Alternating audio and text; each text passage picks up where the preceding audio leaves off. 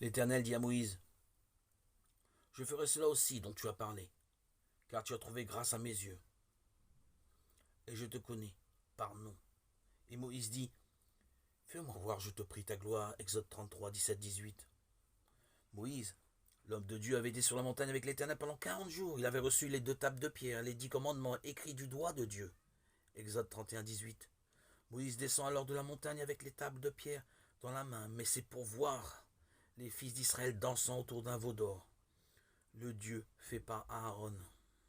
La loi que Dieu avait donnée à l'homme pour vivre devenait une condamnation à mort en raison de la désobéissance de son peuple.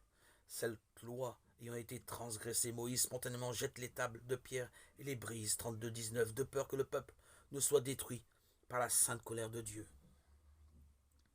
Moïse se lève alors pour implorer la miséricorde de l'Éternel en faveur du peuple.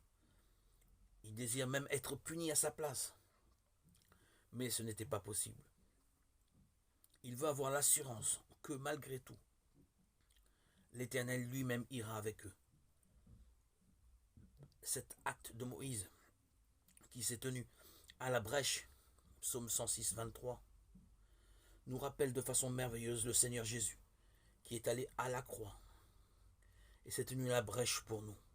Par son sacrifice, par son sang qui a coulé, il a fait l'expiation pour le péché.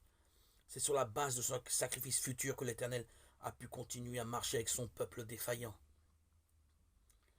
L'Éternel répond, ma face ira, je te donnerai du repos. Quand Moïse entend cette réponse, il comprend qu'il existe une gloire, non comme encore qui dépasse de loin celle de la loi, la gloire de la grâce de Dieu, voir Éphésiens 1, 6. C'est pourquoi il supplie, fais-moi voir, je te prie, ta gloire. Moïse reçoit alors l'ordre de tailler à nouveau 2 tables de pierre, de monter sur la montagne, de se tenir devant l'Éternel, les 2 tables à la main, 34, 1, 2. Dieu descend et se tient là avec Moïse en proclamant, l'Éternel, l'Éternel, Dieu miséricordieux et faisant grâce, lent à la colère et grand en bonté et en vérité, gardant la bonté envers des milliers de générations, pardonnant l'iniquité de la transgression et le péché, versets 6 et 7.